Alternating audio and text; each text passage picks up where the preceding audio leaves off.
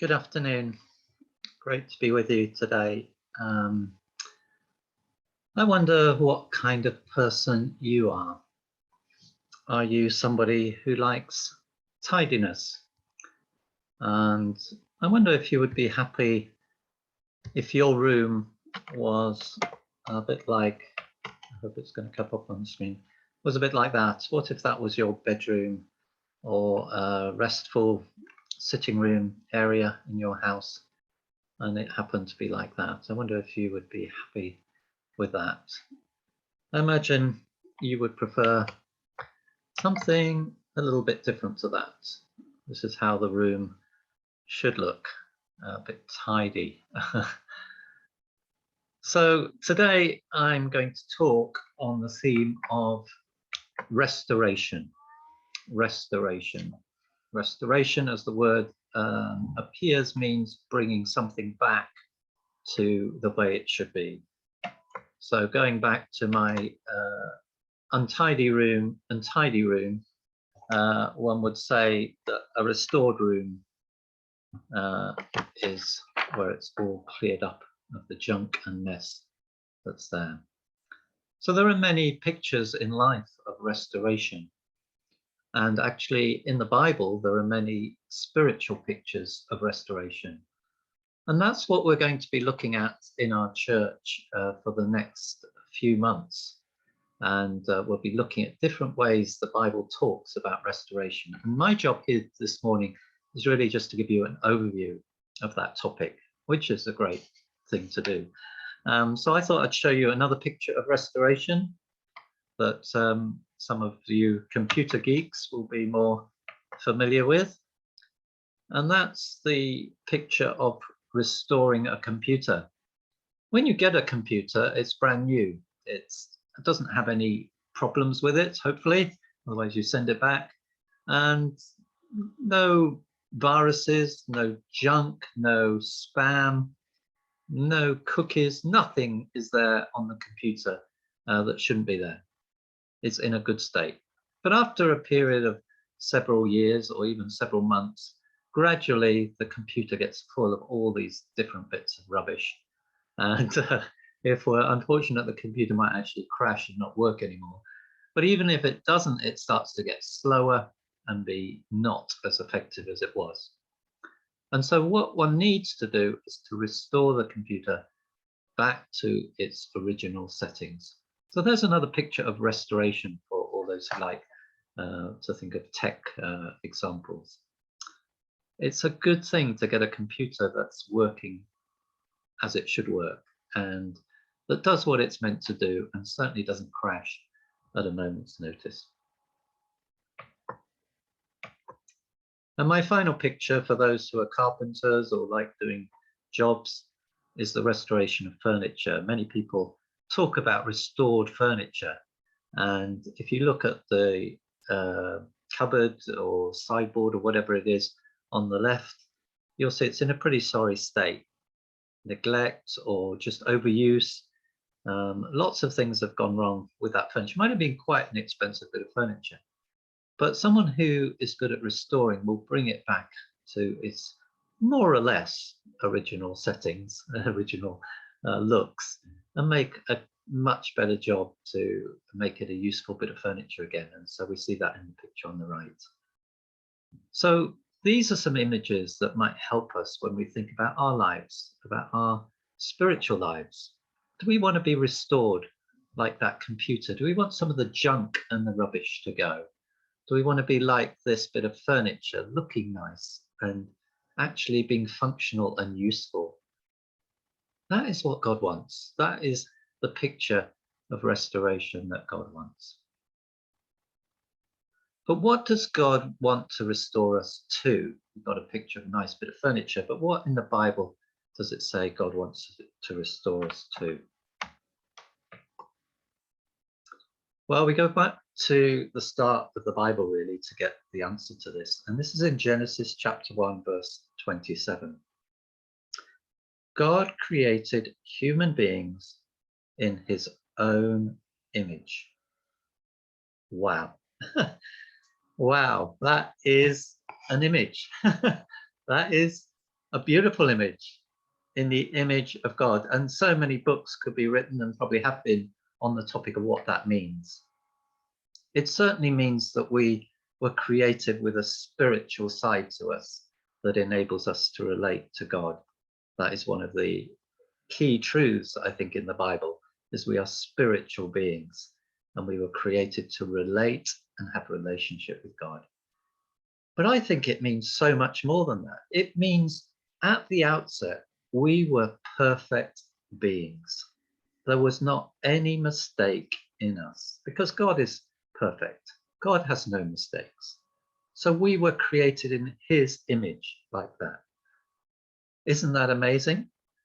And you might say, well, what would that look like? What would the image of God look like in a human being? Well, actually, we have the answer because we have Jesus, God becoming a human being. Jesus is what Adam, the original man, and Eve, the original woman, they would have been like Jesus. Isn't that amazing? Isn't that an image you just want to be restored to being like Jesus in your complete entirety? It's certainly something I would love to happen in my life if it were possible. Well, is it possible? Is it really possible for us to be restored to that image? We know it went wrong in Genesis, and we know the Bible teaches us about the means by which we become new people in the Bible. We know some of these truths, but is it really possible for us to become like Jesus now? No mistakes. Think about that. Well, one thing that is very exciting is that even if it isn't possible on this earth to be exactly like Jesus, one day in the future, one time in the future, I should say, we will be exactly like Jesus. We will be restored and be exactly like God intended us to be. How do I know that? Because it's promised in the Bible. 1 John 3 verse 2. Dear friends, now we are children of God, and what we will be has not yet been made known. But we know that when Christ appears, we shall be like him, for we shall see him as he is. I think we shall be like him here means we shall actually be transformed into the likeness of Jesus. We shall be like him. We will be back to our original settings, as it were. So this is going to happen. This is the promise of heaven, or it's the promise of the time when Jesus comes back and restores things as they should be. And when he does that, we shall be like him. Isn't that exciting? Well, the question then is, can we even get any of us restored, any part of us restored? All of us know we make mistakes, we do wrong things all the time. So is it even possible to be restored in our lifetime? I think God wants that to happen. And that's why the Bible is so full of pictures and images that we're going to explore about which different areas of our life God wants to restore. And I'm excited about that. I'm looking forward to hearing all those messages about that. So I want to leave you with a different aspect of this. How does it happen? And what does it mean for my life? And I'm going to use one of the pictures the Bible uses for that, because this is actually related to a testimony that I've had in recent times. So I can move to that. I'm going to talk about this verse in the Bible, Romans 9, verses 21 to 22. Who are you, a human being, to talk back to God? Shall what is formed say to the one who formed it, why did you make me like this? Does not the potter have the right to make out of the same lump of clay some pottery for special purposes and some for common use. Notice this picture that the Bible is talking about is of a pot. And many of us are familiar with the images of a clay pot and how it's formed. I'll just show you a picture. I've certainly seen this happen and been done, where somebody starts with a bit of clay on a wheel and they turn it gradually into a pot. And that's what this passage in Romans is talking about. And God uses this to talk about people. And he also, in the Old Testament, he uses it to talk about whole nation, how God wants to form a whole nation. But just in the individual, on the individual level, God is the potter and we are the clay. And he can change us bit by bit into what he wants to make of us and make us to be. They might say, well, that's not really a restoration picture. In some ways it isn't. But I think the principle of God being a potter is a very helpful one. Because a pot, even as you start to make a pot, if you find bits in that pot that are not good, bits of grit or something, you can actually remove those. It will damage the pot and you can change the pot so it's back to something that's looking a bit more beautiful. And you can actually say, well, actually, it's gone completely wrong. I'm going to collapse this pot and I'm going to start molding it all over again into something that I want it to be. The point is, God is restoring us to his image in his way. And if we let him be the potter, he can do it better than we can. And that's what I wanted to leave you with today, really, was just to trust God for what he wants to do in your life. Now, I want to end with a bit of testimony on the same image, because recently I went for a time of prayer, healing, and people spending some time with me, and just going back to some of the areas and times in my life that were very difficult, and to see what God had to say about those areas. And God took me back to quite a difficult time in my life, in my childhood. And as he did that, the people who are running the time and praying for me, they said, what image or what do you think God is saying to you as you think about that difficult time? And almost immediately I had this picture of a pot being formed like this one on a wheel. And I thought, yeah, God was using that time, even difficult times, to make me the person he wanted me to be. And I felt so encouraged by that, because God doesn't make mistakes. The potter doesn't make mistakes. God doesn't make mistakes.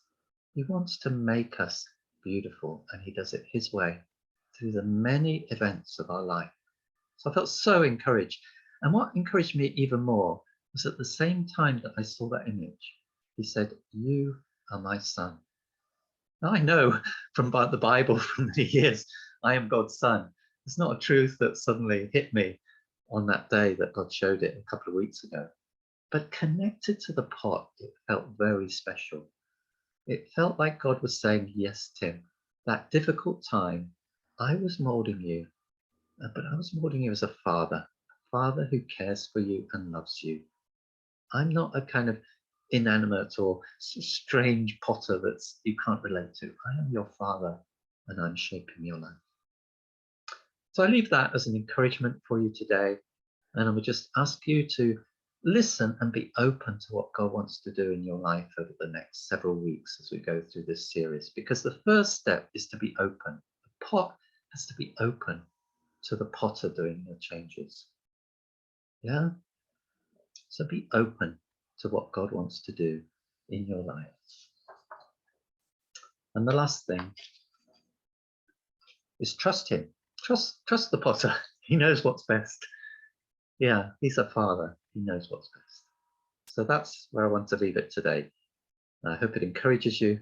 I hope you take away some real excitement about how God can change you to be the person he wants you to be, and to be like Jesus. What an aspiration to change us all to be like Jesus. Bless you. Bye.